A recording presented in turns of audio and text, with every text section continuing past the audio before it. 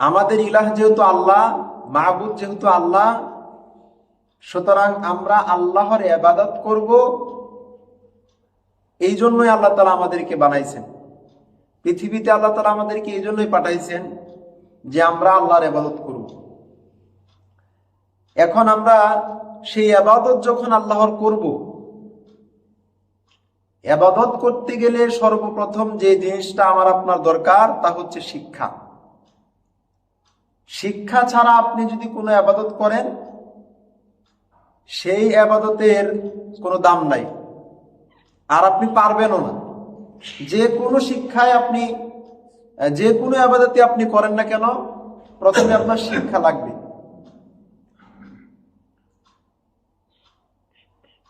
এখন আমি আপনি যখন শিক্ষা অর্জন করব,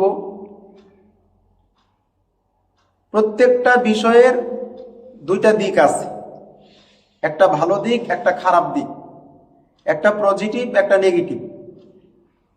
যখনই কোনো বিষয়ে আমরা শিক্ষা অর্জন করতে যাব, তখনই আমি আপনি দুইটা দিকই শিক্ষা অর্জন করব। ভালোটাও জানবো, খারাপটাও জানবো, নেগেটিভটাও জানবো, পজিটিভটাও জানবো। জানার পর আমরা সেই বিষয়টার উপর আমল করব বা সেই কাজটা আমরা করব।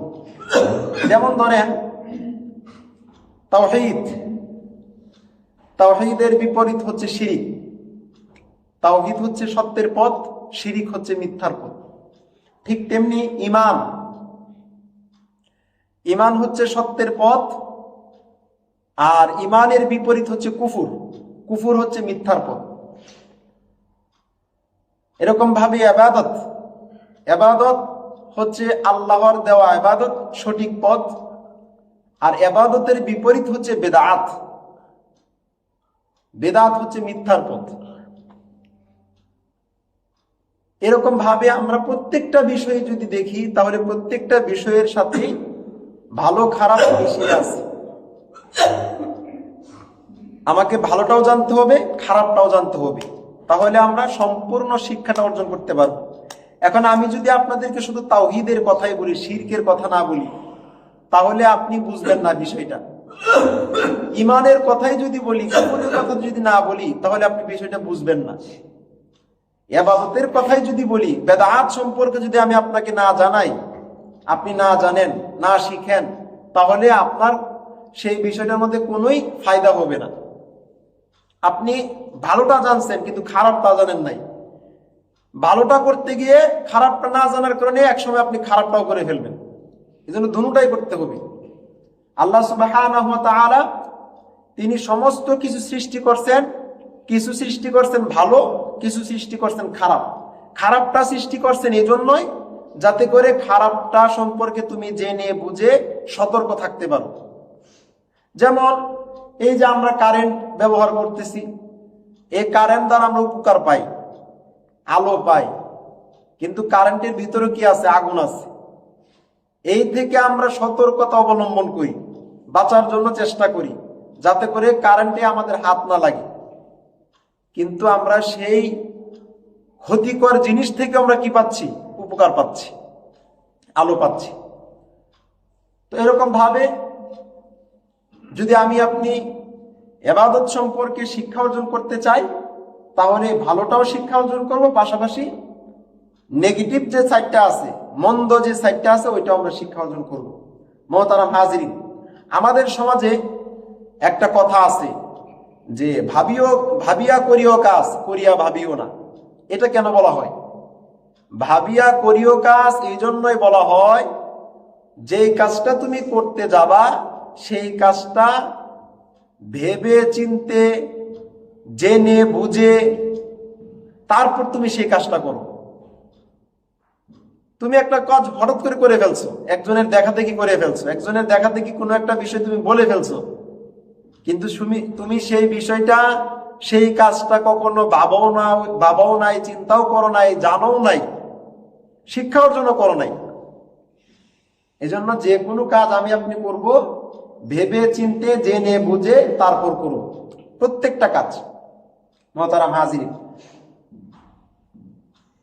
সেটা হোক পরিবারের কাজ, ব্যক্তিগত কাজ, সামাজিক কাজ, সেটা হোক দেশের কাজ, সেটা হোক আপনার দলের কাজ, যেই জিনিসের কাজই আপনি করেন না কেন, প্রত্যেকটা জিনিস করা, যে প্রত্যেকটা কাজ করার আগে আপনি শিক্ষা অর্জন করে তারপর করবেন। ধর্মীয় কাজ যদি আপনি করি, তারপরেও ধর্মীয় কাজ করার আগে শিক্ষা অর্জন করতে হবে, জানতে হবে, তারপর বুঝতে হবে, তারপর এটাকে চিন্তা ফিকির করতে হবে বিষয়টার উপর, তারপর নিজে মানতে হবে, অন্যকে বলার আদেশ করতে হবে। আমাদের সমাজে আরো একটি কথা আছে যে ইসলাম খুব কঠিন জিনিস, ইসলাম তো আমি বুঝি না, আমি তো কোরআন হাদিস তেমন একটা জানি না, এরকম আমরা কথা বলি। দেখেন, আল্লাহ তাআলা আমাদের কাছে একটি কিতাব পাঠাইছেন, যেই কিতাবের কোনো মূল্য আমাদের কাছে আল্লাহ চান নাই, যেই কিতাবের কোনো দাম আল্লাহ আমাদের কাছে চান নাই। আমাদেরকে আল্লাহ তাআলা ফ্রি এই কিতাব দিছেন, সেই কিতাবের নাম হচ্ছে কোরআন।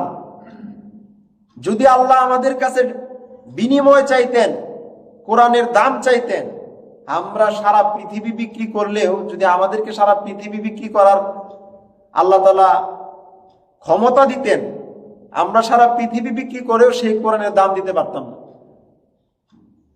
সুতরাং এমন একটা কিতাব আল্লাহ আমাদের কাছে পাঠাইছেন, যেই কিতাবটার দাম আল্লাহ তাআলা আমাদের কাছে চান না।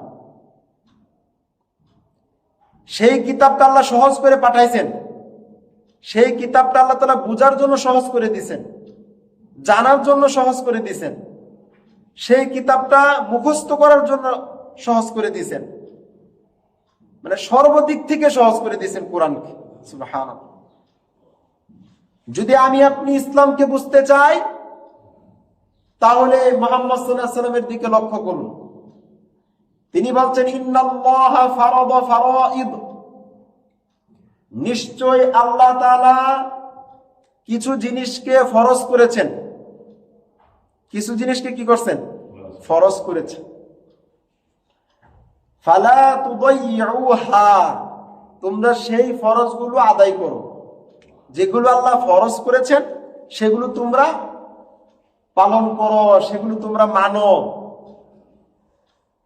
ওয়া হাররামা হুরুমাত, এবং কিছু বিষয়কে আল্লাহ তাআলা হারাম করছেন। ফালা তানতাহিকুহা, সেই হারাম কাজগুলো তোমরা করিও না। তাহলে কিছু জিনিসকে আল্লাহ ফরজ করছেন, হালাল করছেন, আবার কিছু জিনিসকে আল্লাহ তাআলা হারাম করছেন। কিছু বিষয় হালাল, কিছু বিষয় হারাম। যেগুলো আল্লাহ তাআলা ফরজ করছেন, ফরজ, সেগুলো পালন করতে বলছেন, সেগুলো ছাড়তে পারবো না আমরা, ফরজ বিষয়গুলো আমরা ছাড়তে পারবো না। আবার কিছু বিষয়কে আল্লাহ তাআলা হারাম করছেন, সেই হারাম বিষয়গুলোর ধারে কাছে আমরা যেতে পারবো না। ইসলামের শিক্ষাটা কত সহজ দেখেন। কিছু বিষয় হালাল, ফরজ, আবার কিছু বিষয় আল্লাহ হারাম করছেন। যেগুলো আল্লাহ তাআলা ফরজ করছেন সেগুলো অনেক সময় হারাম হয়ে যায়। যেমন ধরেন, আমি নামাজ পড়ব, নামাজের ওয়াক্ত আল্লাহ নির্ধারণ করছেন, নামাজের ওয়াক্তের ভিতরে আপনাকে নামাজ পড়তে হবে। ওয়াক্ত যখন চলে যাবে তখন কি আপনি ফরজ নামাজ পড়তে পারবেন? তখন আপনার জন্য এটা হারাম হয়ে যাবে, কাজা হয়ে যাবে আর কি। ওয়াক্তের ভিতরে আপনাকে ফরজ নামাজ পড়তে হবে, ওয়াক্তের বাইরে পড়তে পারবেন না। রমাদান মাসের সিয়াম আমরা আদায় করি, এক মাস রমাদান মাসের সিয়াম ফরজ। রমজান মাস ছাড়া এর বাহিরের কোন মাসে কি আমরা এক মাস রোজা রাখতে পারবো? ফরজ করছেন আল্লাহ? ফরজ করেন না। তো ফরজ রোজা রাখতে গেলে রমাদান মাসেই রাখতে হবে, এর বাহিরে রাখা যাবে না, হারাম। হজ আমরা আদায় করব, 3টা মাস আল্লাহ নির্ধারণ করছেন হজের। যাদের উপর হজ ফরজ হয়েছে 3টা মাসের ভিতরে তোমাদের করতে হবে, আর বাহিরের কোনো মাসে করতে পারবা না। ফরজ হজ কয় মাসের ভিতরে? 3 মাসের ভিতরে। 12 মাসের মধ্যে 3 মাসের ভিতরে হজ, ফরজ হজ। যাকাত আমি আদায় করব, যাদের উপর ফরজ হয়েছে যাকাত, তারা বছরে একবার, নির্ধারিত সময়ে একবার, সারা বছর যাকাত দিতে বলে নাই। তাহলে ফরজ নির্ধারিত সময়ে করতে পারলে সেটা আদায় হবে, আর বাহিরে যদি আপনি করি তাহলে এটা হারাম হয়ে যাবে। আমি আপনি অনেক সময় কাজ করি, যেই কাজগুলো করি হালাল ভাবে, অনেক সময় সেগুলো কি হয়ে যায়, হারাম হয়ে যায়। যেমন আমি আপনি খাবার খাবো, এই খাবারটা যদি 3 দিনের অতিক্রম করে 4 দিন হয়ে যায়, তাহলে সেই খাবারটা আপনার জন্য হারাম হয়ে যাবে, অথচ খাবারটা আপনার জন্য হালাল।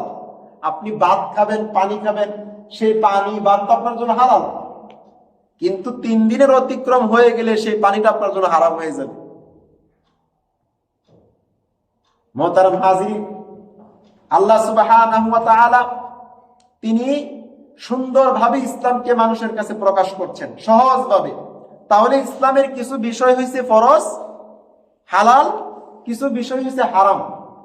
এরপরে আল্লাহ রাসূল সাল্লাল্লাহু আলাইহি ওয়াসাল্লাম বলছেন ওয়া হাদ্দা হুদুদান, এবং কিছু জিনিসকে আল্লাহ সীমা রেখা দিয়ে রেখেছেন, ফালা তা'তাদুহা, সেই সীমা অতিক্রম করতে পারবে না।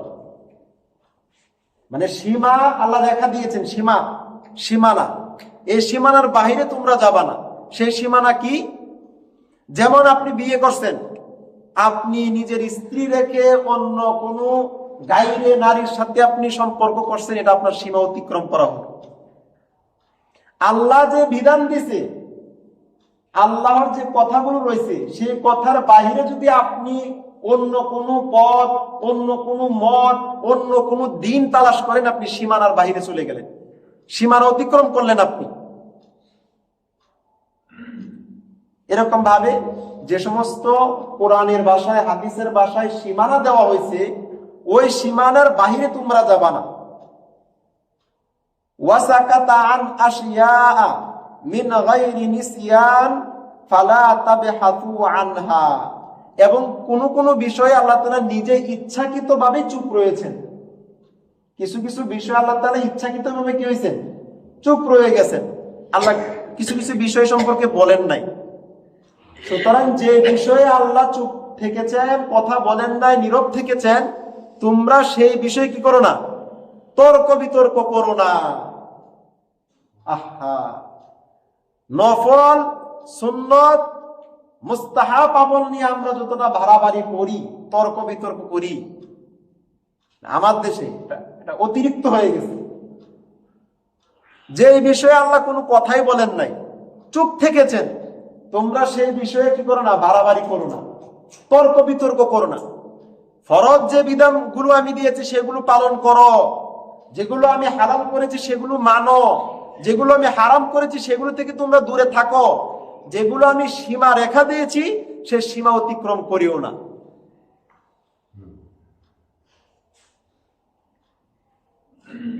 সুতরাং এই একটি হাদিস থেকে আমি আপনি বুঝতে পারি যে ইসলাম কতটুকু সহজ। ইসলাম বোঝার জন্য আপনাকে তেমন হতাশ হওয়ার দরকার নাই, এত কঠিন ভাবে বোঝার দরকার নাই। আপনি একটা কাজ করতে যাবেন, সেই কাজটা কি হালাল না হারাম এতটুকু জানবেন, দলিল সহকারে। কি সহকারে? দলিল সহকারে। যদি কোনো আলেম আপনাকে সেই বিষয়টা সম্পর্কে মিথ্যা হাদিস বর্ণনা করে, মিথ্যা মাসলা দেয়, সেজন্য আপনি আল্লাহর কাছে দায়বদ্ধ হবেন না, আপনি গুনাহগার হবেন না, আপনি আল্লাহর কাছে ধরা খাবেন না। যে ভুল মাসালা দিছে সে ধরা খাবে। কিন্তু এটা সত্য কথা, এটা আপনি মেনে নিবেন।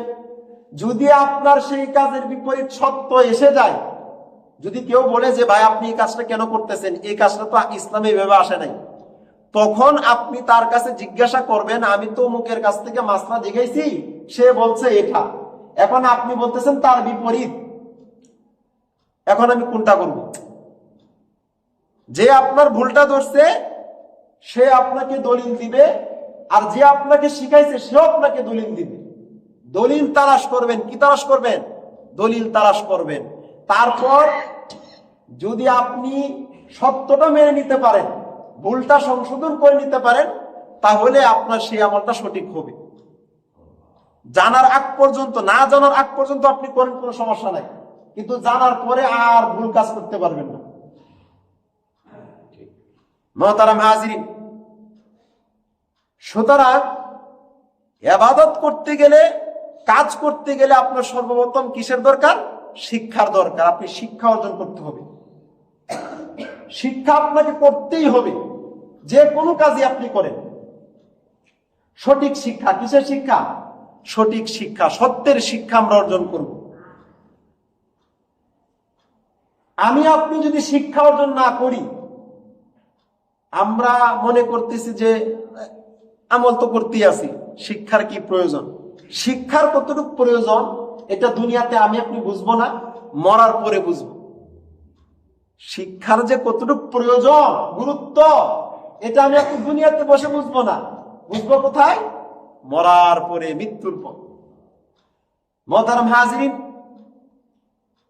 আমরা বিভিন্ন ওয়াজ মাহফিলে বক্তাদের কাছে, ইমামদের কাছে আমরা শুনে আসছি, মৃত্যুর পর কবরে প্রশ্ন করা হবে।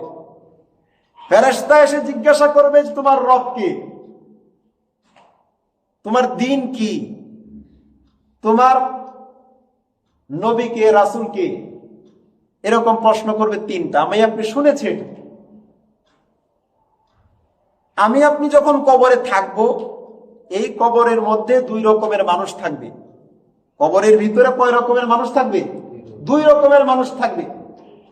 এক প্রকার মানুষ হচ্ছে মুমিন, মুসলিম। আরেক প্রকার মানুষ থাকবে যারা কাফের, মুশরিক, আল্লাহর দুশমন, মুনাফিক, তারা থাকবে। তো মুসলিমদেরকে যে প্রশ্ন করা হবে, কাফের, মুশরিক, মুনাফিকদেরকেও তো তাই প্রশ্ন করা হবে। কিন্তু তারা কি সেই প্রশ্নের উত্তর দিতে পারবে মুসলিমরা যেভাবে দিবে? না। দেখেন কবরের যখন প্রশ্ন করা হবে, কেমন ভাবে প্রশ্ন করা হবে। ফেরেশতারা এসে বলবে, যদি মুসলিম হয়, মুমিন হয়, সে যদি মুসলিম মুমিন হয়, ফেরেশতারা এসে জিজ্ঞাসা করবে তোমার রব কে? মুমিন উত্তর দিবে আমার রব হচ্ছে আল্লাহ। আমাদের রব কে? এই যে রবের কথাই শিক্ষা দেওয়া হচ্ছে, রবের বিষয়ে শিক্ষা এখন আমরা অর্জন করতেছি। আল্লাহর যে রুবুবিয়াত, উলুহিয়াত, সেই সম্পর্কে আলোচনা করা হচ্ছে। ভালো করে শিক্ষা অর্জন করে নিয়েন। শুধু আপনি কবরে গেলেন, ফেরেশতা এসে জিজ্ঞাসা করবে রবকে, আমি বলবো যে আল্লাহ, তাতেই হয়ে যাবে না। দুনিয়াতে আপনি কি রবকে মানছেন কিনা, রবের শিক্ষা অর্জন করছেন কিনা, তখন আপনি এটার উত্তর দিতে পারবেন। যদি আপনি শিক্ষা অর্জন করে থাকেন, রব যদি মেনে থাকেন, তাহলে প্রশ্ন করা হবে তোমাদের রবকে? আল্লাহ। মুমিন উত্তর দিবে, মুসলিম উত্তর দিবে। এরপরে প্রশ্ন করা হবে তোমার দিন কি? সে বলবে যে আমার দিন ইসলাম। আপনি কি দুনিয়াতে ইসলাম মানছেন না মানছেন না, সেটা কবরে যখন যাবেন তখন বুঝতে পারবেন।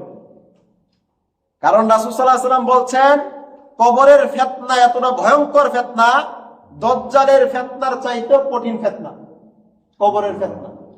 কবরের সওয়াল যখন করা হবে, জিজ্ঞাসা করা হবে, এতটাই ভয়ঙ্কর ফিতনা, দাজ্জালের ফিতনার চাইতে কঠিন।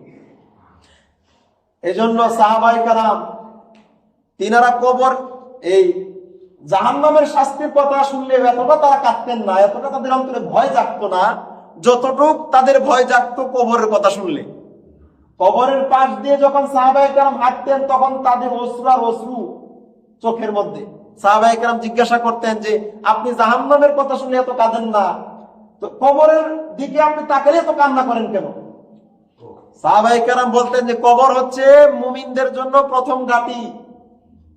এখানে যদি তার ভালো হয় তাহলে পুরোটাই ভালো, আর এখানে যদি সে আটকে যায় পুরোটাই শেষ। তাহলে মুমিনকে যখন প্রশ্ন করা হবে তোমার দিন কি, মুমিন উত্তর দিবে, মুসলিম উত্তর দিবে আমার দিন ইসলাম। এরপরে বলা মুহাম্মদ সাল্লাল্লাহু আলাইহি ওয়াসাল্লামকে সামনে এনে বলবে যে এই লোকটাকে তুমি চিনো, দুনিয়াতে এই লোকটাকে চিনতে? সে বলবে হ্যাঁ, তিনাকে আমি চিনি, তিনি হচ্ছেন আমাদের নেতা মুহাম্মদ সাল্লাল্লাহু আলাইহি ওয়াসাল্লাম। তো আমরা তো মুহাম্মদ সাল্লাল্লাহু আলাইহি ওয়াসাল্লামকে দেখি নাই, তাহলে আমরা কিভাবে মুহাম্মদ সাল্লাল্লাহু আলাইহি ওয়াসাল্লামকে চিনবো? হ্যাঁ, মুহাম্মদ সাল্লাল্লাহু আলাইহি ওয়াসাল্লামকে আমি আপনি চিনবো যদি মুহাম্মদ সাল্লাল্লাহু আলাইহি ওয়াসাল্লামের অনুসারী হই। তিনি বলছেন তোমরা যদি আমাকে দেখতে চাও, আমাকে পেতে চাও, আমার ভালোবাসা পেতে চাও, তাহলে তোমরা আমার দিনকে অনুসরণ করো, যে দিন আল্লাহ আমাকে দিয়ে পাঠাইছেন। আল্লাহ রাসূল সাল্লাল্লাহু আলাইহি ওয়াসাল্লাম সাহাবায়ে কেরামকে বলছেন যে আমার ভাইরা কত ভাগ্যবান, আমার ভাইরা কত ভাগ্যবান। সাহাবায়ে কেরামকে বলতেছেন, সাহাবায়ে কেরাম বলেন ইয়া রাসূলুল্লাহ, আমরা কি আপনার ভাই না? রাসূল সাল্লাল্লাহু আলাইহি ওয়াসাল্লাম বললেন, না, তোমরা আমার ভাই না, তোমরা হচ্ছে না আমার সঙ্গী, আমার সাহাবী। তোমাদের পূর্বে যারা আমাকে দেখে নাই, তোমাদের পরে যারা আসবে, যারা আমাকে দেখেই নাই, তারা হচ্ছে আমার ভাই। তারা কারা? আমার ভাই। সুবহান। সুতরাং দুনিয়াতে চলতেছে, মুহাম্মদ সাল্লাল্লাহু আলাইহি ওয়াসাল্লামের অনুসারী কিনা সেটা নিজেকে নিজে প্রশ্ন করবে। মুমিনকে যখন দেখানো হবে মুহাম্মদ সাল্লাল্লাহু আলাইহি ওয়াসাল্লামের চেহারা সামনে এনে ধার করানো হবে, তখন মুমিন বলবে যে উনি হচ্ছেন আমাদের নেতা, আমাদের মুহাম্মদ সাল্লাল্লাহু আলাইহি ওয়াসাল্লাম। এই তিনটা প্রশ্ন করার পর আরেকটা ফেরেশতা আসবে। দুইজন ফেরেশতা তো আসবে প্রশ্ন করার জন্য, আরেকজন ফেরেশতা আসবে উপর থেকে এসে ওই দুই ফেরেশতাকে বলবে, ও যা বলেছে তা সত্য বলেছে, ও যা বলেছে তা কি বলেছে? সত্য বলেছে। কারণ আপনি দুনিয়াতে কি করছেন না করছেন ওই দুই ফেরেশতা না জানলেও আপনার যে ফেরেশতা আছে সাথে ওই ফেরেশতা ঠিকই দেখছে আপনি ভালো করছেন না খারাপ করছেন। তখন ওই ফেরেশতা এসে আপনাকে বলবে, ওই ফেরেশতাদেরকে বলবে যে ও সত্যই বলেছে। তখন ওই দুই ফেরেশতা তিনটা প্রশ্ন করার পর আরেকটা উল্টা প্রশ্ন করবে, বাড়তি প্রশ্ন করবে। সেই প্রশ্নটা কি? বলা হবে যে তুমি যে এই তিনটা প্রশ্নের উত্তর দিলা, এই তিনটা প্রশ্ন তুমি কোত্থেকে পাইছো কোথা থেকে তুমি? তখন মুমিন যদি হয়, মুসলিম যদি হয়, সে বলবে ফায়াকুলু তারাকতু কিতাবাল্লাহ, আল্লাহ যে কিতাব পাঠাইছিল সেই কিতাব থেকে আমরা শিখছি। কোত্থেকে শিখছি? কিতাব থেকে শিখছি। আল্লাহ যে কিতাব পাঠাইছিল কোরআন, সেই কোরআন থেকে আমি শিখছি, আমি জানছি কোরআন থেকে। ফাআমানতু বিহি, এবং সেই কথার উপর আমি ঈমান আনছি। শিখছি, জানছি, বুঝছি, তারপর কি আনছি? ঈমান আনছি। ওয়াসাদ্দাকাতু, এবং সেই কথার উপর, কোরআনের কথার উপর আমি সত্যতা প্রকাশ করেছি। ঈমান আনার পর কি করছি?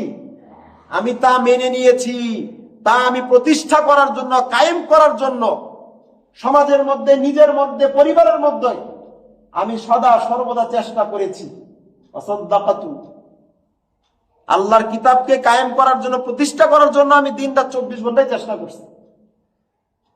মুহতারাম হাজিরিন, এটা হবে কবরে মুমিন মুসলিমদের উত্তর। কোত্থেকে শিখছি? কোরআন থেকে। আপনি কোত্থেকে শিখছেন? ওই যে অমুকে বলে তুমুকে বলে তার থেকে শিখছি। ওর থেকে জানি আমি যে কবরের প্রশ্ন এটা হবে। কখনো দেখি না যে কোরআন, কখনোই দেখি না কোরআনে কি বলা আছে। এবার আসেন মুমিন তো বা মুসলিম তো প্রশ্ন শেষ। কবরে এখন আছে মুনাফিক, কাফের, মুশরিক, বেঈমান, দুশমনরা এখন কবরে প্রশ্নের উত্তর দিবে। তাদেরকে একই প্রশ্ন করা হবে।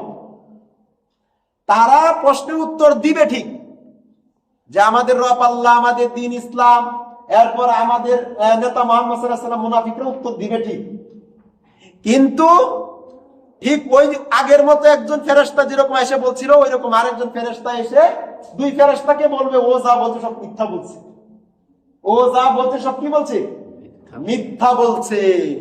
তখন ফেরেশতারা বলবে, তুমি যে এই কথাগুলোর উত্তর দিলা শিখছো কোত্থেকে? মুনাফিক যদি হয় তাহলে ক্বালা, সে বলবে সামিআতু লিন-নাস ইয়াকুলু, আমি মানুষের কাছে শুনতাম, আমি মানুষের কাছে কি করতাম? শুনতাম। মানুষ বলতো এই জন্য মানুষের কাছে শুনতাম। ফাকুলতু মিসলু, আমি তাই বললাম, এর বাহিরে আমি লা আদরি, জানি না। মানুষে দুনিয়াতে বলতো যে আমাদের রব আল্লাহ, কবরে গেলে এটা বলা হবে, আমাদের দিন ইসলাম এটা বলা হবে, আমাদের নবী রাসূল মুহাম্মদ সাল্লাল্লাহু আলাইহি ওয়াসাল্লাম বলা হবে। এটা মানুষের কাছে শুনতাম, তাই আমিও বলতাম আর কি। মুনাফিক যদি হয় সে উত্তর দিবে এটা লা আদরি, আর কিছুই জানি না। আমি জানতাম না যে এটা কোরআনে বলা আছে, আমি জানতাম না যে এটা ইসলামে বলা আছে, আমি জানতাম না রবকে, আমি জানতাম না যে আমার দিন কি, আমি জানতাম না আমার রাসূল কে। তাহলে কবরে আমি আপনি থাকবো, সেখানেও শিক্ষার কথা আছে। যদি আপনি দাবি করেন এটা যে হুজুররা বলে, ইমাম সাহেবরা বলে কবরে গেলে এই প্রশ্ন করে, আপনি খালি বলতে থাকেন, আপনি কোরআন পড়েন নাই, আপনি তো দেখেনি নাই, খালি হুজুরের পিছনে দৌড় পাচ্ছেন, ইমাম বলছে এটা, আলেম বলছে এটা, এটার পিছনে আপনি দৌড় পাচ্ছেন। মুহতারাম হাজিরিন, তাহলে আমাকে আপনাকে যে কোনো ইবাদত করব, কাজ করব, কাজের আগে কি করতে হবে? শিক্ষা অর্জন করতে হবে। আমি আপনাদেরকে সেই শিক্ষার অর্জন করতে বলবো যে শিক্ষা আল্লাহর সন্তুষ্টি অর্জন করা যায়, সেই শিক্ষাটা আমি আপনি অর্জন করব। দুনিয়াতে থাকাকালীন সেই শিক্ষা অর্জন করব না যে শিক্ষা আল্লাহ সন্তুষ্টি অর্জন করা যায় না। সত্যের শিক্ষা আমরা অর্জন করব। কিসের শিক্ষা? সত্যের শিক্ষা। সত্যের শিক্ষা হচ্ছে কিতাব, আল্লাহর পাঠানো কিতাব কোরআন। আল্লাহর কিতাবের বাহিরে, কোরআনের বাহিরে সত্য কিতাব পৃথিবীতে আর কোনো কিতাব নেই। যদি আপনি মনে করেন যে কিতাবে কোরআনের বাহিরে আর কোনো সত্যের কিতাব আছে, তাহলে আপনি মুশরিক, আপনি কাফের। কোরআনের বাহিরে আর কোনো সত্যের কিতাব নাই। ইহুদি, খ্রিস্টান, তাওরাত, ইনজিল, জাবুর তাদেরকে আল্লাহ তাআলা সত্যের কিতাবই দিয়েছিল, কিন্তু তারা বিকৃত করছে। যদি মনে করেন যে ইহুদিদের কিতাব সত্য, কোরআন সত্য না, তাদেরটা ভালো, আমাদেরটা ভালো না, আপনি মুশরিক, আপনি তাওহীদের বিপরীত। মুহতারাম হাজিরিন, আল্লাহ সুবহানাহু ওয়া তাআলা ধৈর্য কণ্ঠে ঘোষণা দিচ্ছেন স্পষ্ট ভাষায়। তিনি সূরা আনআমের 38 নম্বর আয়াতে বলছেন, মা ফাররাতনা ফিল কিতাবি মিন শাই, আমি তোমাদেরকে যে কিতাব দিয়েছি এমন কোন বিষয় নাই যে বিষয়টা আমি স্পষ্ট ভাষায় বর্ণনা করি নাই।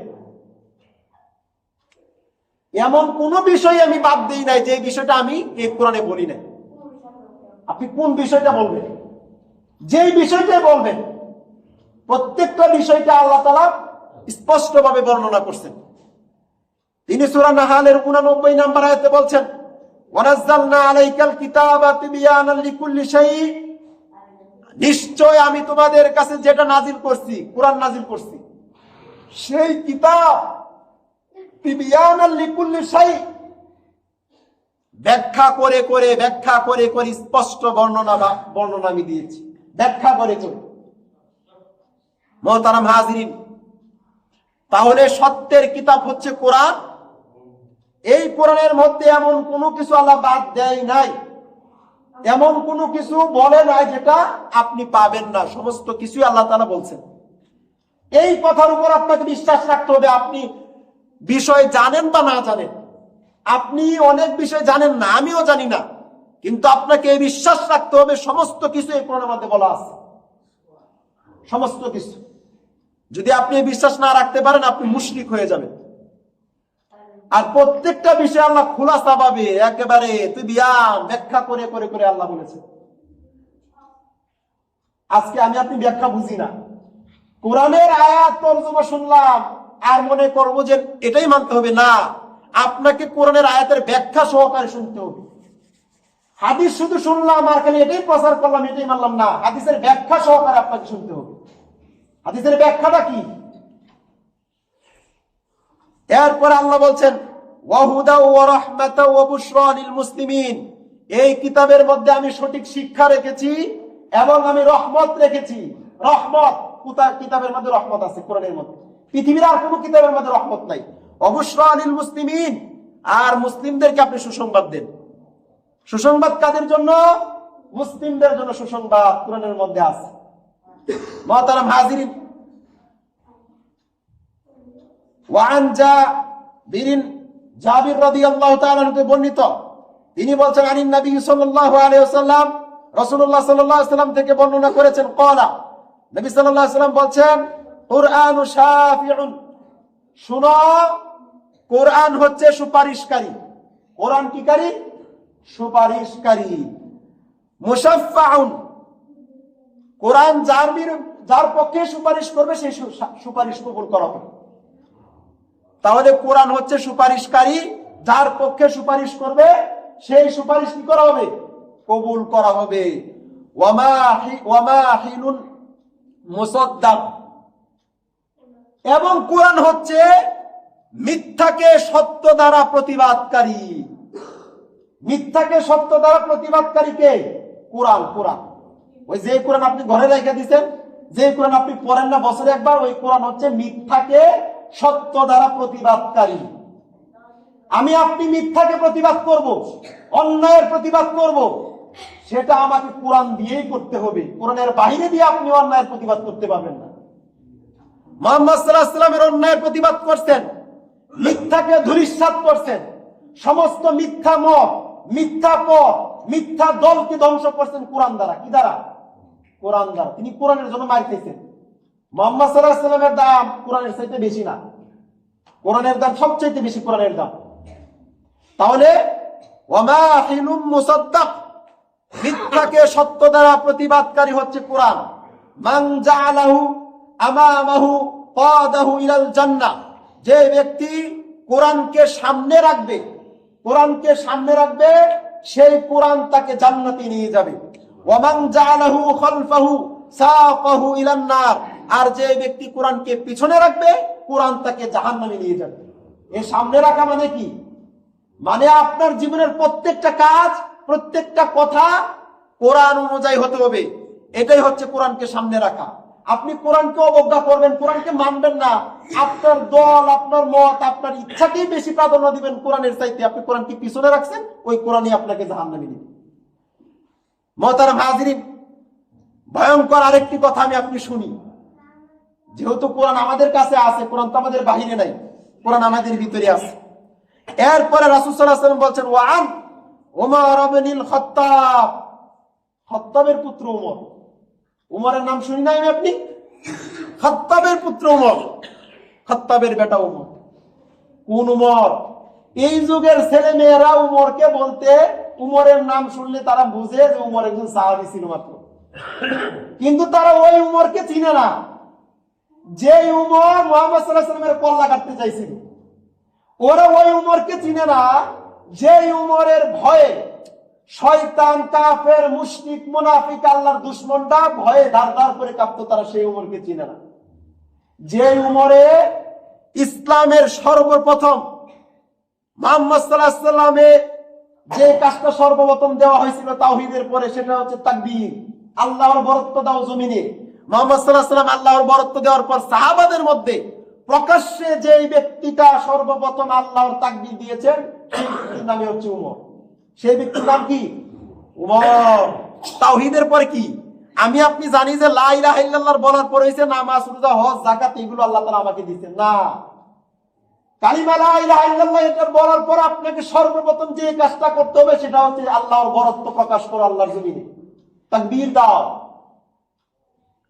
মুহতারাম হাজিরিন, সেই উমর রাদিয়াল্লাহু তাআলা আনহু বর্ণনা করছেন হাদিস, আন-নবী সাল্লাল্লাহু আলাইহি ওয়াসাল্লাম قال, নবী সাল্লাল্লাহু আলাইহি ওয়াসাল্লাম বলছেন, ইন্নাল্লাহা ইয়ারফাউ বিহাদাল কিতাবি আকওয়ামা। মুহাম্মদ সাল্লাল্লাহু আলাইহি ওয়াসাল্লাম বলছেন, এই কুরআন দ্বারা আল্লাহ তাআলা জমিনের অনেক গোষ্ঠীকে ধ্বংস করেন, ওয়া ইয়াদাউ বিহি আখারিন, এবং এই কুরআন দ্বারা আল্লাহ তাআলা জমিনের ভিতরে অনেক গোষ্ঠীকে সম্মানিত দান করেন। কি দ্বারা? কোরআন দ্বারা। কোরআন দিয়ে আল্লাহ তাআলা সমস্ত মানুষকে ধ্বংস করতে পারে, আবার কোরআন দিয়ে আল্লাহ সমস্ত মানুষকে কি করতে পারে? উচ্চতা, মর্যাদা দান করতে পারে। তাহলে আপনি ইতিহাস লক্ষ্য করুন, যারাই আল্লাহর কিতাবের অবাধ্য হয়েছে, যারাই আল্লাহর দুশমন হয়েছে কিতাবের, তাদেরকে আল্লাহ তাআলা ধ্বংস করে দিয়েছে। যারা আল্লাহর কিতাবকে মেনে নিয়েছে তাদেরকে আল্লাহ তাআলা বিজয় দান করছে। সুতরাং আমাদের বিজয়, আমাদের সফলতা কোথায়? কোরআনে। কোরআনে, কোরআনের বাহিরে আমরা সফলতা আর বিজয় অর্জন করতে পারবো না। আল্লাহ সুবহানাহু ওয়া তাআলা এই জন্য তিনি বলছেন, যদি ইবাদত করো আমার, ইবাদতের প্রথম কি গুণ লাগবে? শিক্ষা। ইবাদতের প্রথম কি লাগবে? শিক্ষা অর্জন করতে হবে আমাকে, আপনাকে। এখন আপনি আমাদের দেশে যে শিক্ষা আছে সেই শিক্ষার দিকে লক্ষ্য করুন। এখন 26 সাল চলতেছে, এই 26 সালে বই প্রকাশ হয়েছে। আমি প্রত্যেকটা বই দেখছি, প্রথম শ্রেণী থেকে দশম শ্রেণী পর্যন্ত বই দেখছি। আমি যে বিষয়টা আপনাদেরকে বলতে চাই, এই বিগত 16 বছরের 17 বছরের মধ্যে স্বাধীনতার বয়ান যেভাবে উল্লেখ করা হয়েছে প্রথম শ্রেণী থেকে দশম শ্রেণী পর্যন্ত, 26 সালে যতগুলো বই প্রকাশ হয়েছে প্রত্যেকটা বইয়ের মধ্যে একই স্বাধীনতার বয়ান প্রকাশ করা হয়েছে। সেখানে স্বাধীনতার ঘোষক সর্বপ্রথম রাখছে শেখ মুজিবুরকে। আপনি আমি জানি না স্বাধীনতার সর্বপ্রথম ঘোষক কে ছিল। মিথ্যা বয়ান কেন শিখাবে মানুষকে? এই বাংলাদেশে স্বাধীনতার সর্বপ্রথম ঘোষক ছিল প্রেসিডেন্ট জনাব জিয়াউর রহমান। তিনি স্বাধীনতার সর্বপ্রথম ঘোষণা দিয়েছেন চট্টগ্রাম থেকে। এই ঘোষণা দেওয়ার পর থেকে চট্টগ্রামের নাম হয়েছে বীর চট্টলা, যাকে বীর চট্টলা বলা হয়। আর সেই বয়ান এসে প্রকাশ হয়েছে কাকে দিয়ে? শেখ মুজিবুর নাকি স্বাধীনতার প্রথম ঘোষক দিচ্ছে। স্বাধীনতার প্রথম ঘোষক কে ছিল? জিয়াউর রহমান। তিনি প্রথম ঘোষণা দিয়েছিল। মিথ্যা কেন শিক্ষা এখন এই 26 সালে চলবে? আমরা বই নিয়ে, স্কুল থেকে বই দিছে, সরকারি বই দিছে, স্যারেরাও দেখে না, ছাত্ররাও দেখে না, পড়ায়, পরীক্ষা দেয়, তারপর পাশ করে নাম্বার দিয়ে বাস। আর কোনো কিছু আমরা সত্যকে তালাশ করি না। আপনাকে আমাকে সত্য তালাশ করে শিক্ষা অর্জন করতে হবে। মেয়েদেরকে স্কুলে পাঠাচ্ছি, মেয়েরা না কোনো পর্দা করে স্কুলে যাচ্ছে, বলে যে এটি স্কুলের আইন। যে স্কুলের আইন এই হয়, পর্দা ছাড়া একটা মহিলা স্কুলে যায়, প্রবেশ করে, সেই শিক্ষা তো আমি সত্যের শিক্ষা দিচ্ছি না। কিভাবে সেটা সত্যের শিক্ষা হয়? আমাকে আপনাকে আল্লাহর বিধান মেনেই তারপর শিক্ষা অর্জন করতে হবে, সেটা যে পর্যায়ে শিক্ষাই হোক না কেন। আপনি স্কুলে শিক্ষা দেন, মাদ্রাসায় শিক্ষা দেন, সেটা আল্লাহ ধরবে না। আপনি আপনার সন্তানকে যেটাই মানান, সেটা আল্লাহ ধরবে না। আপনি পুলিশ বানান, আর্মি বানান, যেটাই বানান না কেন, কিন্তু আপনাকে আল্লাহ যেভাবে থাকতে বলেছেন সেভাবে থেকে তারপর আপনি শিক্ষা অর্জন করবেন। আল্লাহ তাআলা কথাগুলো বুঝান এবং আমল করার তৌফিক দান করো। ইবাদতের প্রথম গুণ হচ্ছে শিক্ষা। ইবাদত করতে গেলে তারপর যে বিষয়টা হচ্ছে, সেটা হচ্ছে নিয়ত। ইনশাআল্লাহ আগামী জুমায় আমরা নিয়ত সম্পর্কে আলোচনা করব। প্রথম হচ্ছে শিক্ষা। প্রথম কি? প্রথমে আমরা শিক্ষা অর্জন করবো ইবাদত কাজের ব্যাপারে। তারপর সেই কাজটা যখন করব, তারপর নিয়তের প্রয়োজন। কাজের পরে কি প্রয়োজন? নিয়তের প্রয়োজন। আমরা সেই সম্পর্কে ইনশাআল্লাহ আগামী জুমায় আলোচনা করব। আল্লাহ তাআলা কথাগুলো বুঝান এবং আমল করার তৌফিক দান করুন।